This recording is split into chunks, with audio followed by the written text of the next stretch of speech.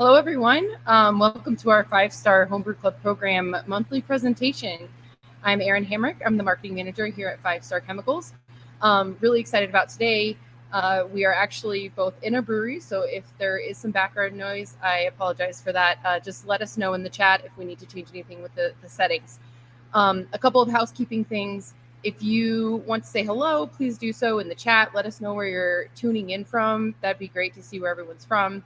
If you do have a question, we will get to those at the end. Please use the Ask a Question prompt at the bottom of your screen. So there's a little Ask a Question, click on it, put it in there, and then people can vote and move questions up to the top if they'd like to go through those. At the end, I'll read the questions, and then our presenter will be able to answer those accordingly. So without further ado, I have Greg with Platt Brewing Co., and he is going to go through everything it takes to go from home brewer to professional brewer and everything in between. So I hope everyone enjoys.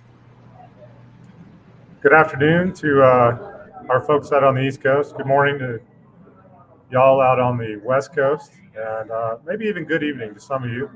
My name is Greg Matthews. I work here at Platt Brewing Company for about 8 years now. I've been in the business professionally for about 16 years now. And I made my transition from home brewer to professional brewer 2005, 2006 with the American Brewers Guild out of Vermont. Steve, if you're out there, thank you for everything. I did do a bit of apprenticeship with AleSmith out in San Diego when I first got started. And I learned more there than I learned in most places. It was interesting because when I was there, we were going from sort of a dairy system to a true 15 barrel. And because of that, I ended up working with Rock Bottom out in the West Coast in La Jolla. I was a loyal foot soldier for them for about 10 years, moving to Chicago and then finally here to Denver, Colorado. Chances are if I was in your brewery, there was something wrong. I kind of got to be known as the cleanup guy. So I feel that with my 16 years and some of the things that I've got under my belt, I'm qualified to help you gentlemen and ladies kind of start to think and formulate, going from the hobby to actually being a professional and making beer that you can be proud of, your neighborhood can be proud of, and people will be proud to drink. So that's kind of where I come from and my background, why I think the way I think. So, I'm going to start this with something Steve Parks from the American Brewers Guild told me 16, 17 years ago. Once you go down this road, your hobby will no longer be your hobby. So if you really love home brewing, it's something that you look forward to do on your Sundays in your garage, your backyard, or wherever, those days are over.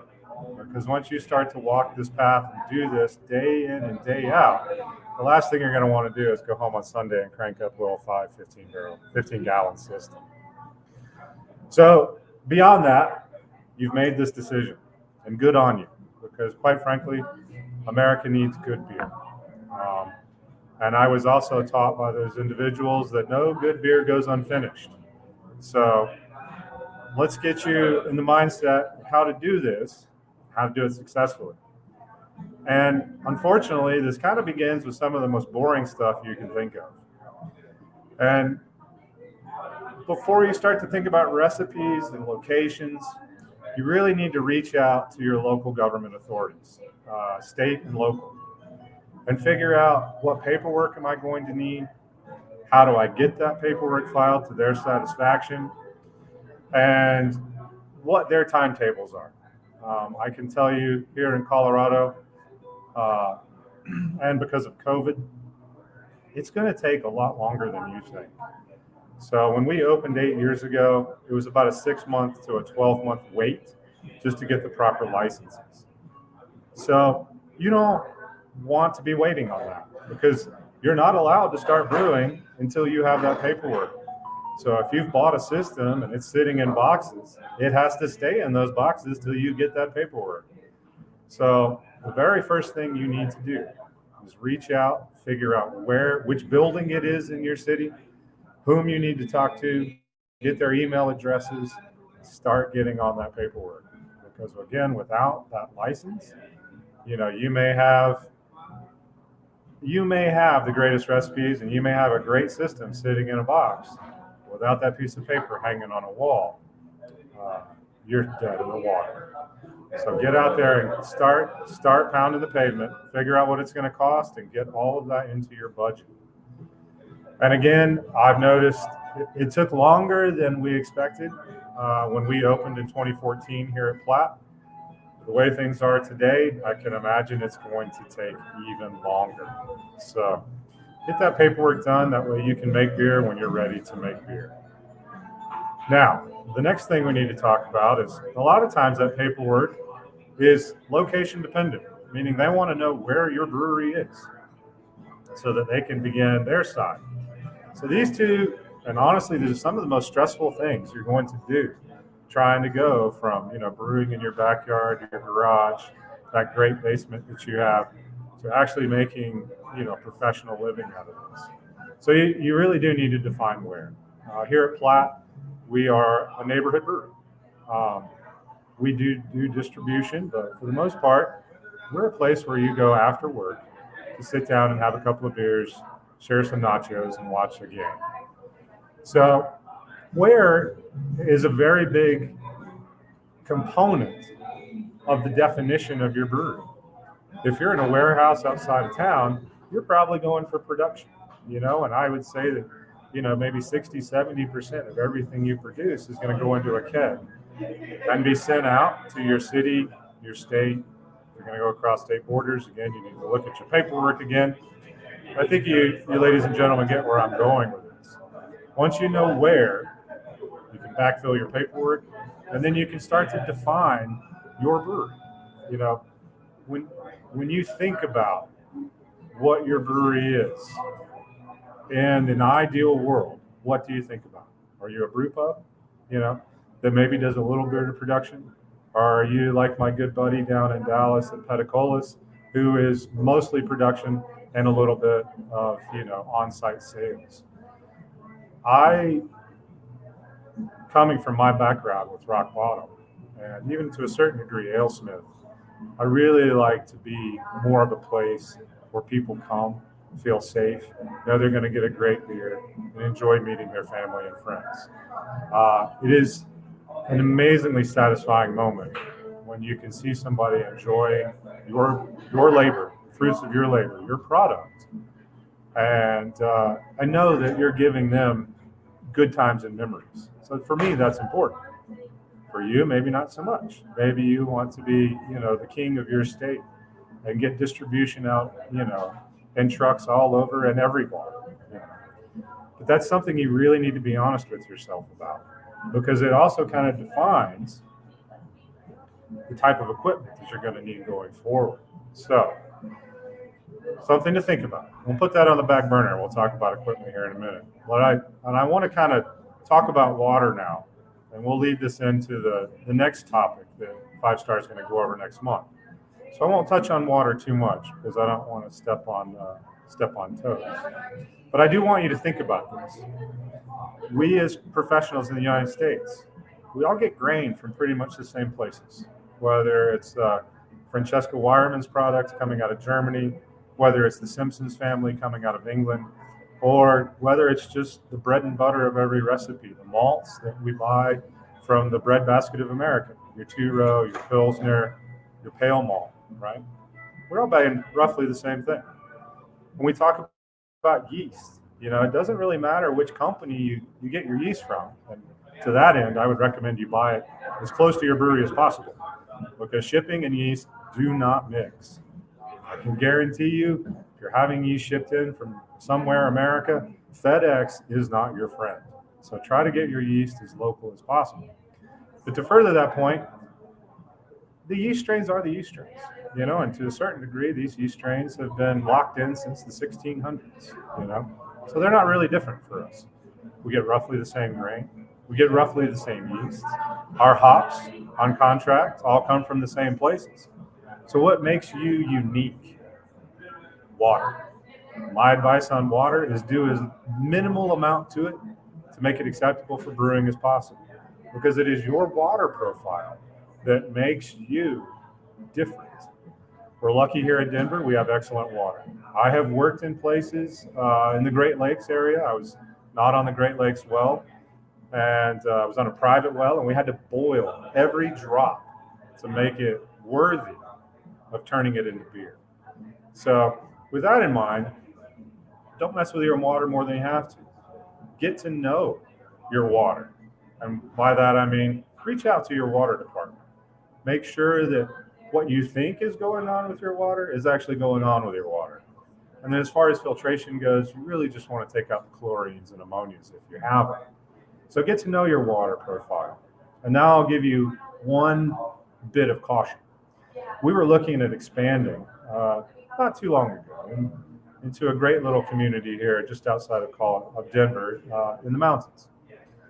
Well, as it turns out, they rely on snow melt and rain for almost every drop of water they get. And it just wasn't going to work out. There just wasn't enough water in the system to run the brewery in the manner that we were trying to run the brewery. And then there was the other side of it. And this is the side a lot of brewers kind of forget about. Effluents. You're sending a lot of stuff down the drain. So before you just think, oh, I can send, 50 pounds of hops down the drain and my cleaners, my caustics, my acids, make sure that your water department knows what's going on. Again, here in Denver, because of Coors and some of the other old school individuals that have been in this town for a very long time, our water department's very savvy. They know what we're doing, and they're not surprised when another brewery comes online. If you're the only brewery in your town, well, then you need to have an honest conversation about what you're going to be sending down the drain and how you can mitigate what you're sending down the drain. If you're sending heavy caustics, and you can chase them with acids, believe it or not, you really come out as a neutral. So it's just something to think about. And trust me, you'd rather have your water department as a friend than as somebody who shows up sort of pissed off. So again, with water, try not to mess with it. Don't do any more than you have to, because it's what makes you you. And then really get in. I've had the water department out every now and then just to talk about whatever they want to talk about. So just something to think about. Again, your water is what makes you unique. Now let's talk about systems, because I know a lot of people that have just opened or opening in the last year or two. That cute little micro system is cute. It really is. I love looking at them. I love turning the little valves. But I think a lot of people make the mistake in thinking, okay, I can run a 1 barrel. It's very similar to what I'm doing. I can run a 3 barrel. It's similar to what I'm doing. But you need to plan for success. So you're going to make a great product. People are going to come in. And 3 barrels, it's only 6 kegs. I can sell 6 kegs on a Saturday. And so now you're just going to be chasing your tail. And you're going to make your life a lot harder than it needs to be. I was told, again, a very early point in my career, that the only people that really make too much beer are people like Coors. They've got systems all over the United States. They have a surplus. I have never really run a surplus on a 10-barrel system. So whatever you're thinking is going to be okay, try and double it, honestly. I consider, after 16 years in this business, the smallest system I would ever consider running is a 7 to 10 barrel, and you're still double brewing most days. Today we brewed once this morning, 10 barrels, and we're brewing again this afternoon, 10 barrels, and those beers will last about 20 days in the brewery, in the tap room. And if you start to back into that, 20 days is just barely enough time to get something fermented, clean, and ready to go again. So plan for success. A lot of guys, a lot of girls don't think about where they're going to be in a year, and they find themselves unable to keep up. And there's nothing more frustrating on earth than having a good product but not being able to keep it on the market. So scale that sucker up. That's my best advice there. Now here's another example. There's going to be accidents. Things are going to happen that you can't foresee. Your glycol system is going to go down. Your mill is going to make mistakes. You name it. Things are not going to be exactly as you expect them to be. So just because it didn't turn out the way you wrote it on a piece of paper doesn't mean it's not a good beer. When we first opened, we had real problems with glycol just because our building is so old. And glycol systems like to eat up energy. And so I was brewing what I thought was a Vienna lager. And I come in on a Saturday to find out it's fermenting at 64 degrees. So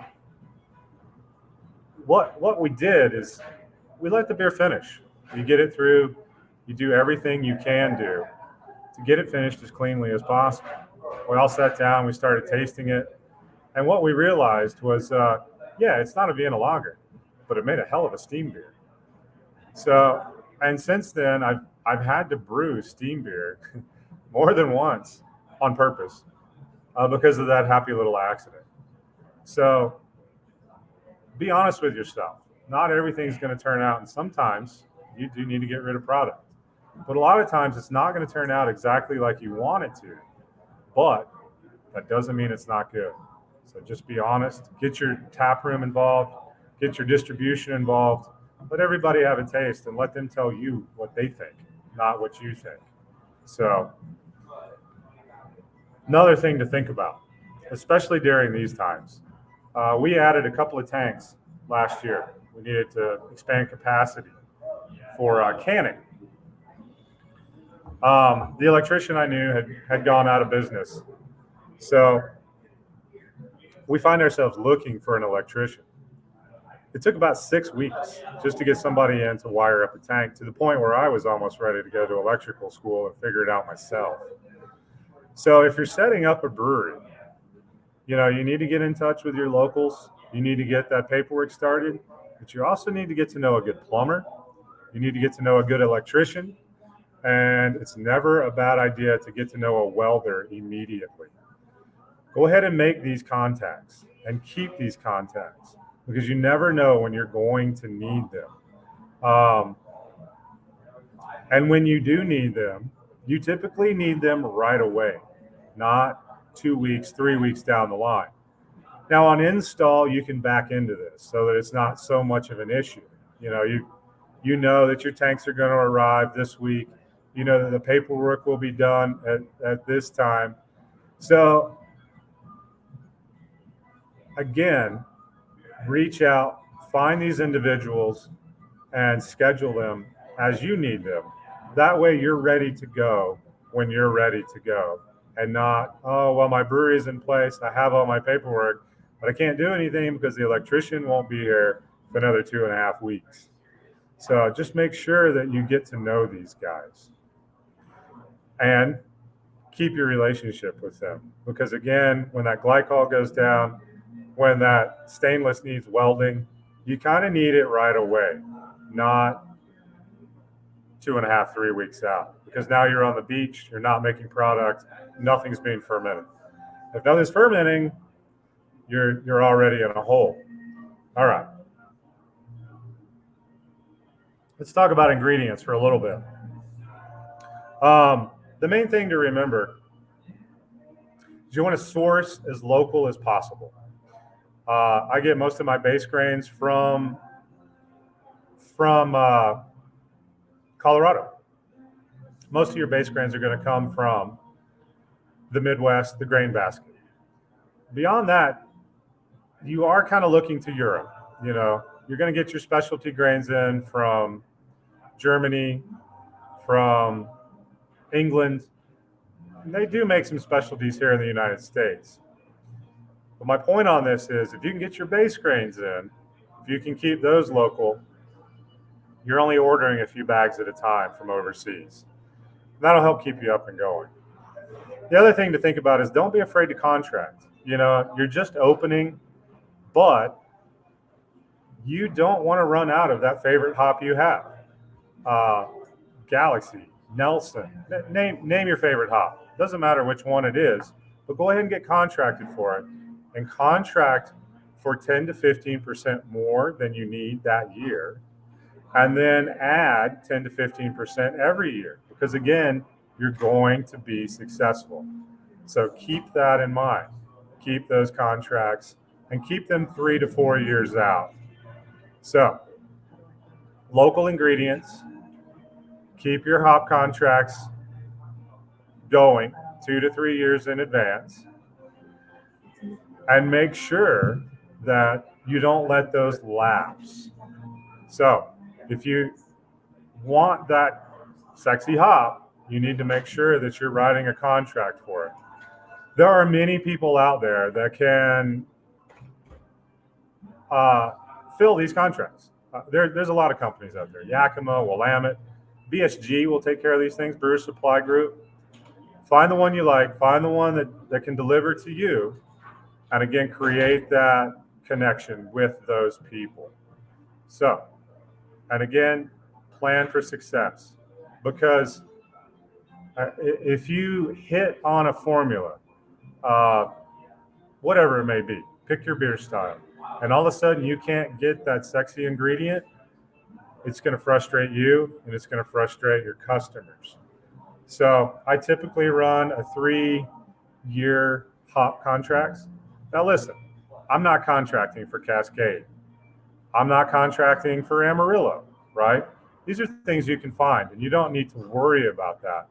But you do need to be prepared. Galaxy, Idaho 7.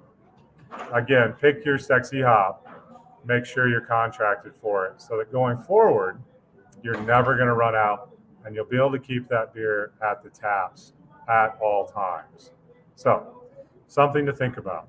And I am contracted with 3 different companies for a variety of hops that we use throughout the year. Just something to think about, because again, as a home brewer, you go into the shop, you get what you want, they've got what you want, you go home and you make something great. That's not necessarily going to work when you're talking about a hazy IPA on a 10-barrel system that needs 80 pounds of something. 80 pounds of something isn't always laying around. So just think about that. All right. Now, we've talked about a little bit of water, a little bit of hops, a little bit of grain. And here's another thing that's going on right now, just because of the situation we're in. I've never had to contract for grain before, but they are starting to write grain contracts. So if you've absolutely got to have Wireman made by, or Munich 1 made by Wireman, you need to reach out to them.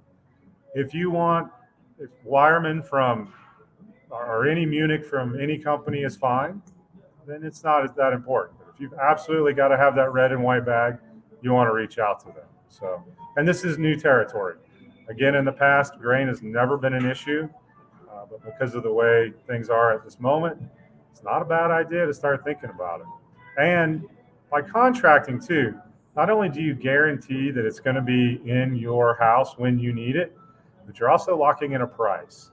And price it's very volatile right now. So it's something to think about. Now I want to talk a little bit about chemicals, because a lot of times, you guys and girls are using chemicals that you can find at your local homebrew shop. And the minute you turn professional and you have that paperwork, there's a whole new world that's going to be opened up to you. And there are quite a few suppliers out there, but I only use one, and I'm only on the webpage talking with one supplier.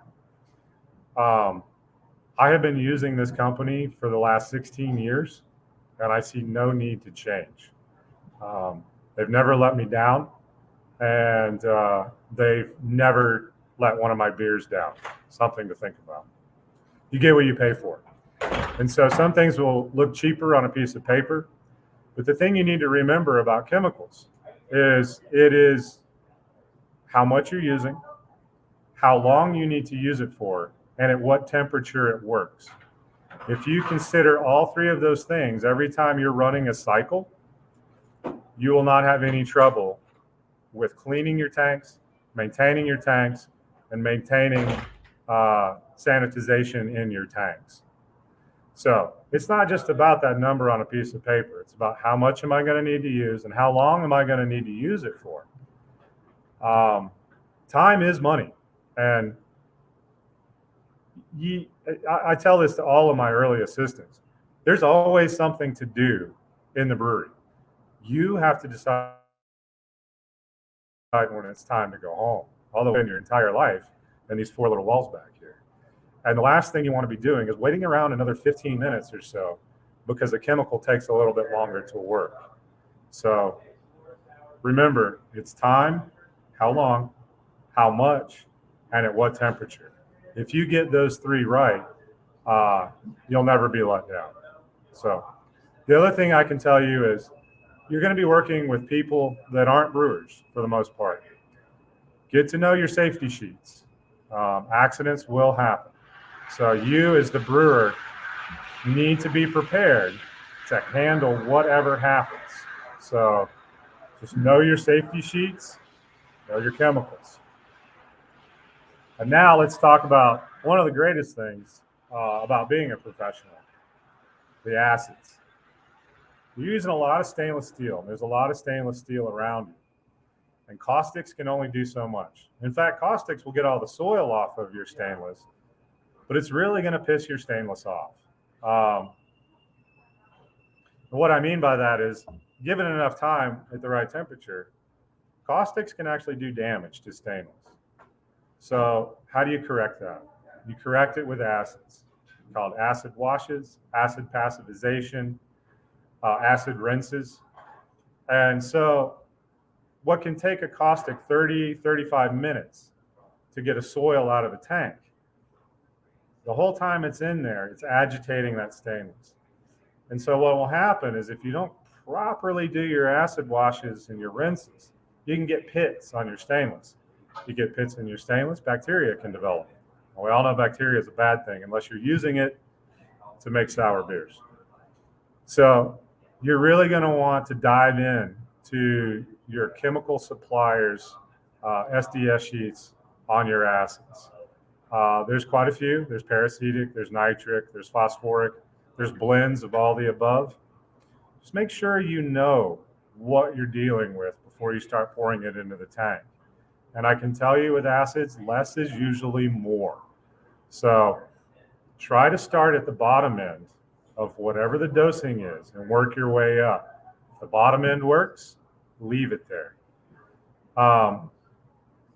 Just something to think about, because I know as homebrewers, you're not really allowed to buy, use, or possess a lot of these chemicals. So you're going to find yourself in a brave new world out there.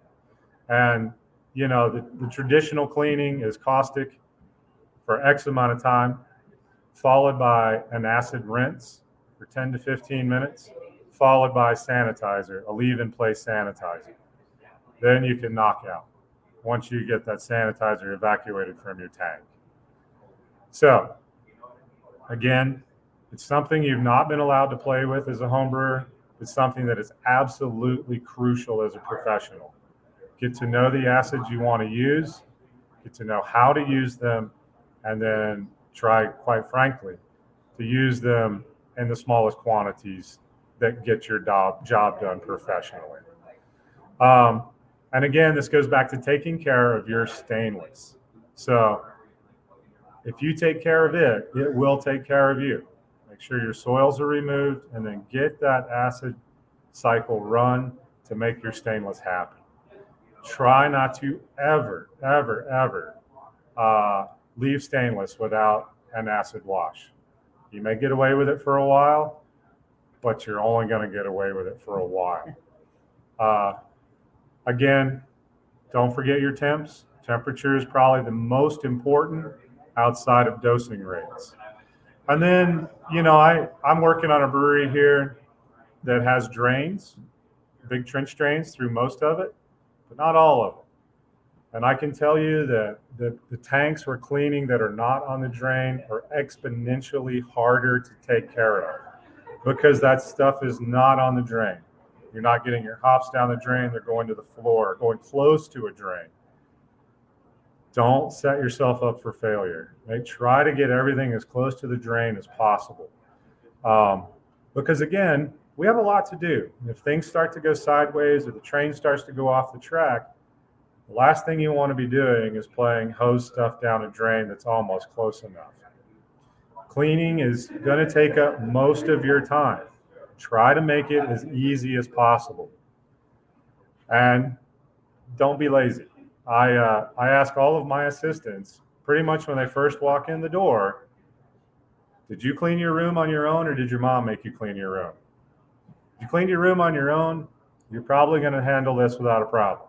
If you had to be told to pick up after yourself, you need to learn that in the brewery, that's not acceptable behavior. And again, one more time on the water department, you're going to be sending a lot of stuff down the drain. Make sure that they understand. I can give you a local example. They're a large brewery here in Colorado that has moved into Asheville, North Carolina. When they were a smaller brewery, the water department here on the north end of Denver didn't have any problem with them. But as they expanded, they started to send more and more down the drain. Even though they were neutralizing it, it was just too much for the water department. They had to begin collecting it into large containers, neutralizing it before they either sent it into a pond or reused it or then had permission to send it down the drain. So just think about what you're doing, where it's going, and how it could affect, the drinking water, and et cetera, of the community you live in. You don't want to make enemies right off the bat. And I'll get off my chemical rant now. So you guys should now see a picture of my cold box. I have never worked in a brewery where the cold box has been big enough. They always look huge when you're moving in and there's nothing in there. But by the time you start putting hops, cans, kegs, serving vessels, etc. in your cold box, it's going to get real small real fast. So you need to give yourself enough room to work, enough room for storage, and quite frankly, with the way things are going, venting CO2. A lot of local fire departments are now curious how much CO2 is in these confined spaces. And what used to work 10 years ago of vent that tank and don't go in for 30 minutes to an hour is no longer acceptable with a lot of fire departments. So think about it. How am I going to get this CO2 out of my building? Because as we all know, beer without CO2 is not very good. So you want to think about it. I've never worked in a brewery where the cold box has been big enough. I want to go back for just a second on what type of brewery are you? If you're going for distribution, you're going to be able to get away with 2 or 3 jacketed bright tanks and kegs, because in theory, those kegs are going right out the door. You're going to keg off your IPA on a Monday, and by Wednesday, your sales guy is taking that around. If you're going for more of a brew pub, I want you to think about it this way. As homebrewers, it's a big moment in a homebrewer's life when he or she goes from bottling, a batch and a lot of tiny little bottles to filling 1 keg. All right. Serving vessels are roughly the same. Think of them as kegs, but only 1 big one. So it's a lot easier to clean, to maintain, and to, quite honestly, keep consistency in a product in a large vessel than it is in a bunch of small vessels. So you're going to want to, it's easier to run chemicals on 1 vessel than to clean 50 kegs. It's easier to carbonate in 1 vessel than it is to carbonate in smaller vessels. And CO2 levels are the number one, maybe shared number one reason is why beer will come back from a bar. The other one is obviously bacteria, some sort of corruption of your kegs.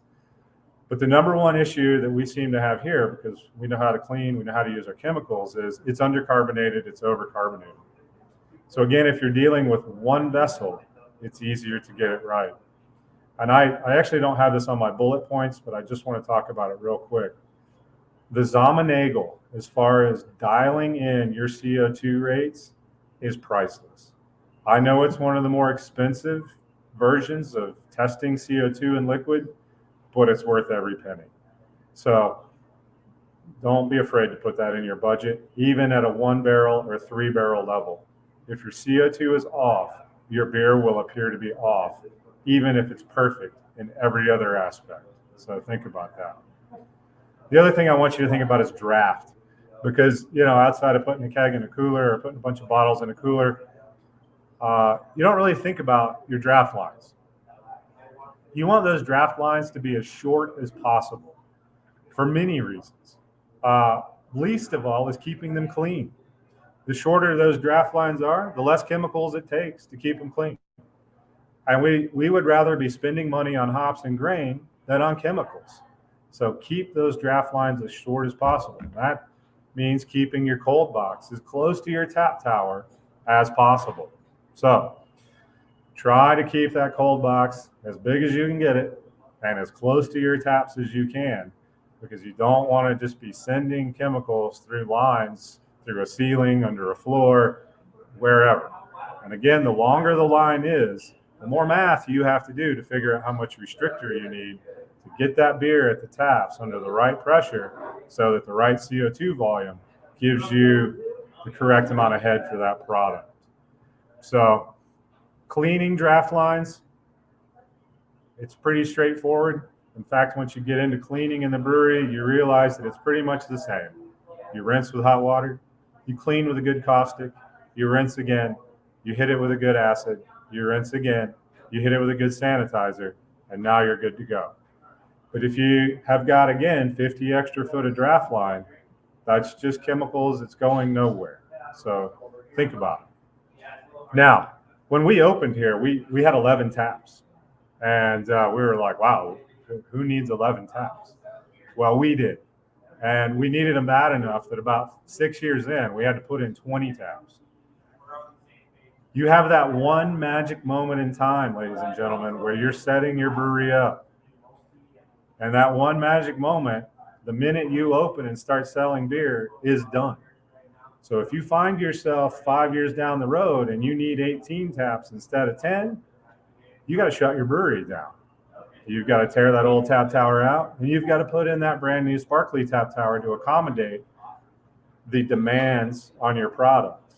So it's way better to have empty taps in the beginning than it is to need taps further down the road.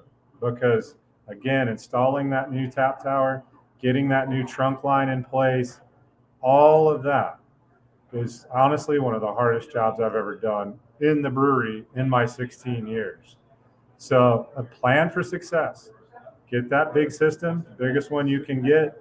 Make sure your cold box is bigger than you think you're ever going to need, and get that tap tower installed, knowing that one day, maybe not on opening day, but you're going to fill them. And this kind of leads into some of the last things I want to talk about in the brewing industry. Guest beers, guest tap events. We live in Colorado, so every year during GABF, we have guest beers on. Guys come into town, they bring their kegs, we tap them. These events are hugely successful and very popular.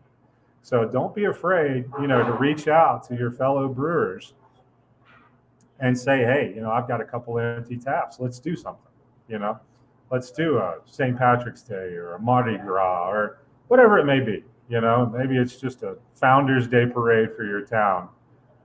Invite all your brewers in and put them on your taps, because you're drawing people into your business. And that's another thing that will make you successful. So with that, I'm just going to kind of wrap up here. Don't be afraid to collab. I just did one 2 weeks ago with some lovely ladies down in from Colorado Springs and down in Castle Rock. Collaboration events are learning events. They're fun. They allow you to see how somebody else runs their brewery, and I guarantee you every time you do it, you will learn something. And, that brings me to another point about what makes this business, from home brewing to, micro to regional, what makes us different than everybody else? Camaraderie. And the fact that, IBM isn't going to share their secrets with any other computing company. If you come into my brewery, I'll tell you everything that I know, because I want you to be successful. Because to a certain degree, we are a community. And, anything that I know, you can know.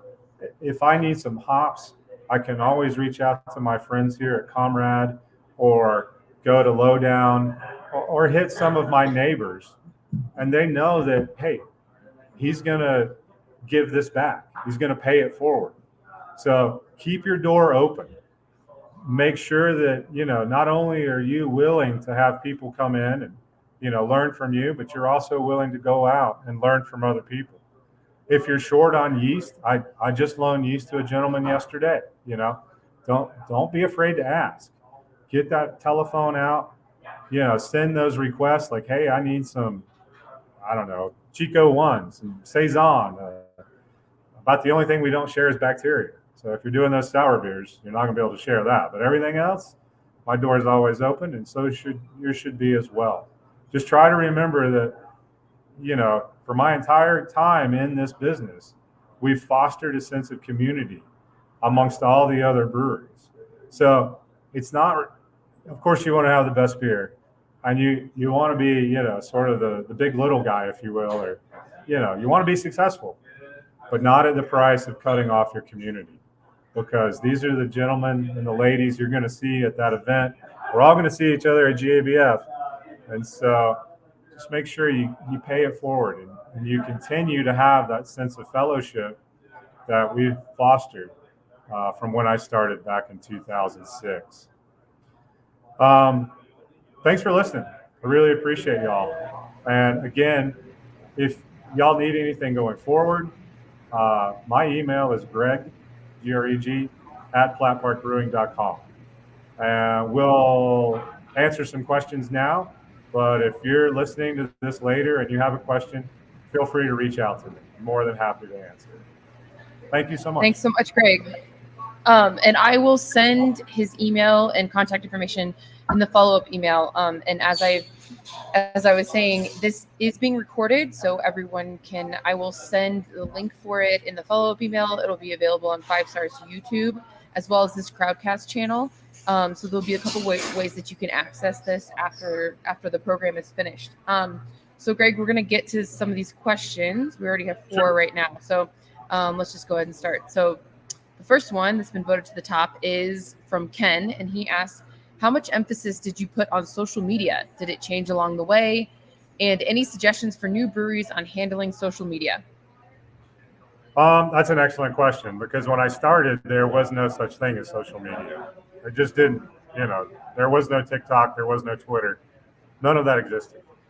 I can't emphasize enough. You know what? This is history.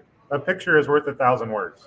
So we've spent a good amount on getting a good camera, getting a great place to take a picture, and then getting that picture out into the market on all platforms. Our owner has a marketing meeting and social media meeting every Monday. So at the same time, I'm meeting with the sales guys and girls and talking with my assistants in the back about what we're going to be doing for the next 2 weeks to a month. They're going over our next promotion, getting out that next, sexy beer shot. It's crucial. And I would say in today's environment, you want to get that social media presence going as soon as you get that local paperwork started. So, hey, here's who we are. Here's our logo, get people excited about those things. You've got to open with T-shirts, caps, coasters, stickers. I can't. The one thing that's really surprised me is how much people love stickers. So make sure you got some stickers. I think if I can add to that, since I've worked as a marketing manager at a pretty large regional brewery before as well, and I would just back that up and also say that defining who your brand is from the beginning. So when you're filing that paperwork and having the answers to the questions that Greg went over, that's going to be huge. So defining who you are, who your demographic is, that then kind of steers you in the direction of what you do on social media, as well as which channels of social media you're going to use. Sometimes a younger demographic is more for Instagram and TikTok, and then an older is newsworthy is on Twitter. A little older demographic might be on Facebook events and things like that. So since you should have all of those, but you might put more emphasis on a certain one than others. But defining that brand from the beginning and starting out with that paperwork and then starting your marketing and starting that, just getting the word out there, I think is huge for social media and for breweries and building that brand and awareness to your brand and then your beer. So absolutely true. And, don't pigeonhole yourself, because just since we opened in 2014, it's changed. We do a lot more on Instagram now than we do on Facebook. And it just wasn't the case 5-6 years ago. So, yeah, roll with it. As far as the media goes, y'all are probably a lot younger than I am. You're going to see that trend coming. Just make sure you're there. And and keep that presence. It's important. Good question. all right. James would like to know, how do you neutralize what you're putting down the drain? Please give examples. So we run what's called chasing runs. Again, the way you're cleaning, and I do have a test kit from 5-Star, so I've checked it. You know what I mean? I watch what I'm doing. But if you rinse, then you run a caustic, and you rinse, then you run an acid, then you rinse, you're not really sending anything down the drain that hasn't been neutralized. Now, again, having said that, your water departments may not be happy with that still. A lot of that has to do with how old their system is, how well maintained their system is. So you're going to want to, as soon as you open, just grab that test kit and start testing.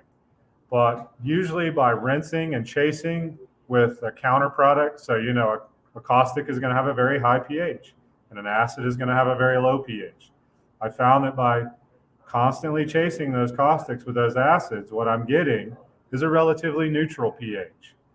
You're going to want to run those tests locally, and they don't take any time. You just grab a little vial of water, take a little test kit, and you're off and running. Easy peasy. It really is. But kind of always think, if I'm running a high pH, I need to run a low pH. And this is, it's going to behoove you as well, because you're responsible for the amount of pipe that connects you up to the sewer. And if that rots through, you're talking thousands of dollars in repair. So, as you get up and running, go ahead and run those tests. And then what you're going to realize, I haven't run those. I run them about every 6 months to a year. And what we notice here in Denver, especially, is in the summer, we're running on a lot of snow melt. And in the winter, we're running on a lot of old snow melt. So our pHs do change. And so you need to be aware of that. And the longer you brew in that location, the more automatic it becomes. So that I know in October, November, my pH is going to slide around on me a little bit, and I need to change a few things. In the mash as well. Fluid is important, but this is all about the mash. If you get the mash wrong, ladies and gentlemen, you're struggling already. So I've said it before, try not to mess with your water too much, but mess with it enough that you get your mash right. And if you do that, everything else will follow. Everything else will be right. So, good question. Great. Okay, Curtis would like to know, how do you decide which new beers, styles to brew and keep on the board? Local trends, customer requests, or just guess and see what sells? Well, in the old days, there was this idea called Bierverstandung, which is a German word which means the brewer tells you what you're going to drink. Those days are gone. I recommend hitting on a core. Find your core four. For us, it's a West Coast pale. It's a hazy pale. It's a light lager. Light lager is one of our best sellers, especially in summer. So keep those core four. And then, again, I'm pushing 50 now. I am not on the latest beer trends, but I surround myself with people who are. Whether it's your owner, it's that new assistant, they're the ones that you need to be listening to. And as a professional, formulating that recipe should not be that difficult. You're given a starting gravity, an ending gravity, and you start, to know your ingredients well enough and your water chemistry well enough that you can mimic just about anything without having to run too many numbers. And that, we kind of skipped over this, and I want to go back to it real quick. those recipes you're brewing on that 5 to 15 gallon system, they're not going to scale up unless you're running a 1, 2, or 3 barrel system. So use those as guidelines. They're guidelines, and you're going to have to play with that recipe for a while until you hit that sweet spot. And then in the local environment, that grain will not be available and you'll have to figure out all your substitutes. But cross that bridge when you get to it. Just know that, what you're putting in that keg right now in your 15 barrel system, it's going to frustrate you for a while. Don't get frustrated. Roll with it, play with it, enjoy that moment. Because once you get it nailed, you're walking that path, and you will be walking that path until you're retired. So enjoy those moments. That's another good one. You guys are great. All right. So there's 3 of them that have to do with finances and costs. So I'm just going to kind of, the first 2 specifically, I may have missed it, but what about cost? Your advice to go bigger is great, but how do you finance it? And then the next one is tips for budgeting, but how much you'll need to open includes equipment costs, build out, everything. So kind of talking about the finance of startup and then maintaining and everything. I'll kind of go backwards on that because the question gets answered. You need to price out your system. You need to figure out your rent. Okay, so here is rule number 1. You either need to own the building or you need to own the equipment. You can't rent those. So don't try. I've seen many people think they can get away with that, and it just does not work. You need to own the equipment or you need to own the building. If you have that going in, the rest of it becomes the Monday numbers, all right? And what I mean by the Monday numbers is your cost per gallon. You need to figure out your cost per gallon pretty much right away. And I can tell you that most of my beers are between $1.20 and about $2.50 a gallon. That does not include my salary, but it includes almost everything else. So there is a lot of room. There's a lot of margin there. And as long as your beer is clean, sellable, and you've got clientele, everything else will follow. Having said that, you still, the day you open, need to have about 2 years of capital to fall back on. It took us about 12 months to kind of dig out from the opening cost. That electrician that cost a little more than you thought, that tank that you didn't think you needed that you do, the other little things that are going to come up. Did you get hydrometers? Do you have a microscope? All those little things that you might not have thought about. You need to budget, not immediately, but what I mean by that is you need to have that year to 2 years of capital sitting in the bank. How do you get that money? That's a really good question too. Investors are one of the easiest ways, and family and friends are highly invested in Platt Brewing Company. I have a good friend opening in the mountains right now in a little 3-barrel, which I did advise him against, but he went for it. The local community was so happy to see him. They were more than willing to put in some investment. So there are friends, family, community, people out there that you haven't met yet that are excited about what you're about to do. Don't be afraid. Get out there, ask, and then come up with a repayment plan immediately.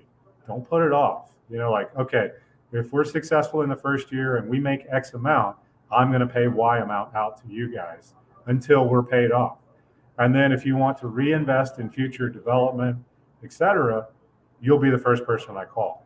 But don't leave that on the books any longer than you have to. So there you go. That's with that. And if you want more than that, feel free to reach out to me personally. I can kind of fill in some of the details, but we got a few questions on the board, and quite frankly, we could talk money until my tongue falls out. And then just kind of on that, another question that you've already answered the first part, but how would you handle new investors that want to be involved with a brewery startup and that is in the planning stages or up and running? Okay. So what's that relationship look like? That's a real tough one. I'm not going to lie to you, because what we do is exciting. People are excited, and it can be hard to curb that enthusiasm. But the reality is you are the brewmaster, and I appreciate what you're doing for me, but quite frankly, you need to stay out of the brewery. My investors only come into the brewery to have a beer and a sandwich, and to pat me and the team on the back. I don't need your recipes. I don't necessarily need to know how your grandma was yesterday. We have a business relationship, and you need to define that with a hard line from day one. This is my brewery. This is my recipes. I will make it successful because of my knowledge. All I need you to do is let me do what I do.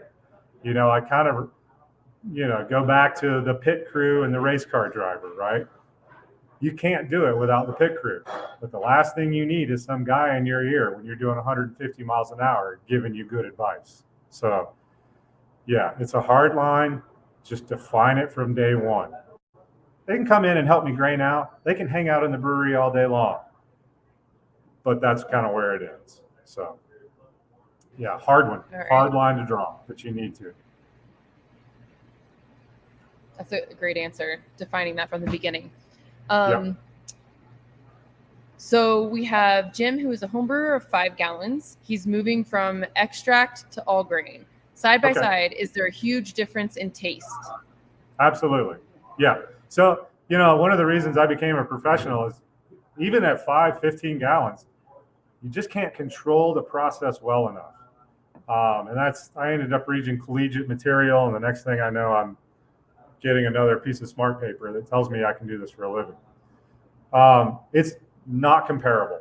One, you're relying on somebody else to make your base wort instead of you doing it personally. You're always better off by putting your personality into your beer and your sort of stamp of excellence. It's not easy, my man, but I guarantee you, once you get it, once you understand how to crack that grain, how to get that sparge just right, and you hit that sweet spot, there's nothing more rewarding, and your product will show through in your product. So get your feet under you, do those few extract boils, get to know fermentation, but get away from it as soon as possible. And here's another great reason to do it. Grain by the pound is infinitely cheaper than extract by the pound. So not only do you have the control, but you're saving yourself money. So, yeah, good one, mate. All right. And just to kind of reiterate, we have DJ joined a little late, but he, how do you determine what volume to start? So this is kind of more of a specific question with that startup. I know you went over as big as possible, but how do you determine that volume to start with when you're opening a brewery? I live in a town with 4 to 5 breweries and want to be able to compete, obviously, but don't want products sitting around going bad. Right. The first thing you're going to do is go check out those 4 or 5 breweries and see how big of a system they're running. So don't be afraid to walk into a brewery and say, hey, I'm opening a brewery. I just want to kind of get to know who you are, and I want to get to know what kind of system you're running. You don't have to be that upfront about it. You can go in and just get a beer and kind of poke your nose over the wall and be like, oh, that's a 7 or 10 barrel. You don't really want to be running anything smaller than they are. And, again, it takes me about 6 hours to get 300 gallons downrange. We can double brew in 10 hours and get 600 gallons downrange. And now you're only using 1 batch chemicals. You just got 600 gallons, but you're only running 1 chemical cycle. So think about it that way too. And every batch you add after that is another 4 hours, more or less. So you're saving yourself money by brewing more at one time. And you're saving yourself time because you're not just living over your mash tun. And your significant other will appreciate seeing your face instead of you just being a slave to your mash tun. I would say if you've got 3 or 4 other breweries in town, you're looking at a neighborhood brewery. And quite frankly, I wouldn't look at anything less than 7 barrels. So 14 barrels you could run in a day in 10 hours. And you're getting infinitely more kegs than you would on that 3-barrel system. As far as beer going bad, all right, if you're doing everything right, your vessels are sanitized, you're really chasing oxygen, and I don't mean hot side aeration, I mean oxygen where it matters, in the serving vessels and the kegs, your product isn't going to go bad that often. So don't think about it that way. Once you've got it downstream and in a keg and properly carbonated and a properly sanitized vessel, it doesn't really go bad that often. And I mean, I've had lagers are kind of a bad example because they just get better and better and better. But during COVID, we had a wee heavy sit for about 6 months. It's just how it was. We were just trying to stay open. We're selling beer, to go. We didn't really have the bar open. That was the best damn beer I've ever had. We ended up bottling it. We're going to send it to GABF this year because that time, that maturation and the ability to just let the beer relax ended up being a positive. So don't just think, oh my God, it's been in there for 3 weeks, 6 weeks. It's going to be terrible. It's not necessarily true. Again, you need to get with your sales guys, your bar staff, and taste it. Not just you. You need to get, opinions outside of your realm. But 9 times out of 10, you're going to find out that the beer's got your back. So I wouldn't worry about it too much. Check out what your local guys are doing and base your system on theirs. There you go. All right. I think we got through all of the questions. If there aren't any more questions, then once again, this is being recorded, so we'll make sure that everyone has access to that. Our next presentation next month is with John Palmer, and he will be discussing everything about water. So that'll be one that you will not want to miss. Once again, we thank Greg for taking your time and dropping all those words of wisdom for us. We really appreciate it. And thank you for everyone attending. We appreciate your patience and hope that everyone was able to hear throughout the whole presentation, and it was valuable to all. So thanks again, everyone, and have a great day. Thanks. Cheers.